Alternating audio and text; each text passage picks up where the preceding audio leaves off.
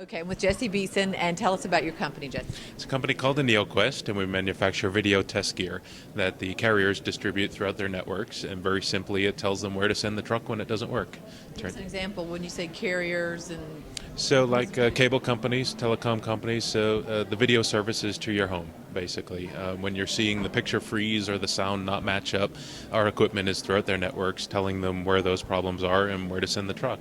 oh, so we need you because nothing gets people more upset than when their cable won't work or That's their right. their what have you won't work at home. Yeah, we're answering the question so that you don't have to sit on the phone to tell them it's not working. Oh, that's like nothing grows your ire more than having to actually pick up the phone and call them. That's right. It turns out it's a very simple question with a difficult answer.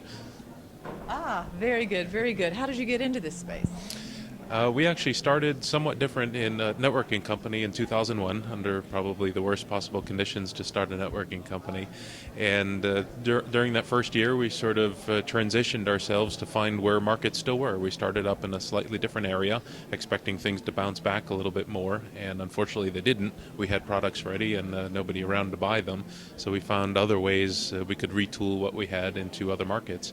And we sort of started happening on the video markets as this video over IP and video distribution networks started really popping up, and people were starting to ask us questions. Well, can you do this? Well, no, but we'll help you figure it out.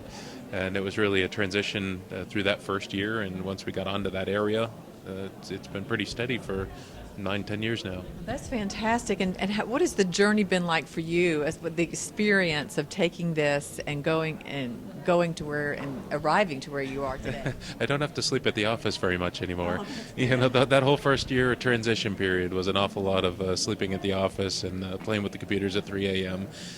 The biggest challenge at that particular time was making sure you ordered dinner before the restaurants closed.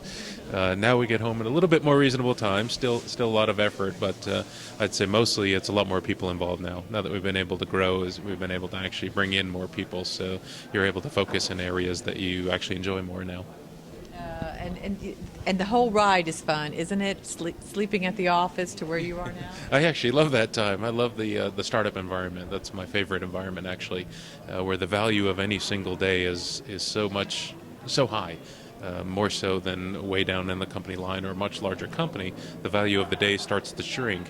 In the early startup days, the value of the day is so high. If you work through that weekend, it might make the difference on making money and staying around or not. Whereas in a larger company, you just don't get that. If you don't work through the weekend, you may not even notice. Great point. And they show that the happiest people have meaning and accomplishment, and That's it seems right. like you've got And both of that. excitement. And excitement, absolutely. The risk of not having a paycheck really gets you motivated.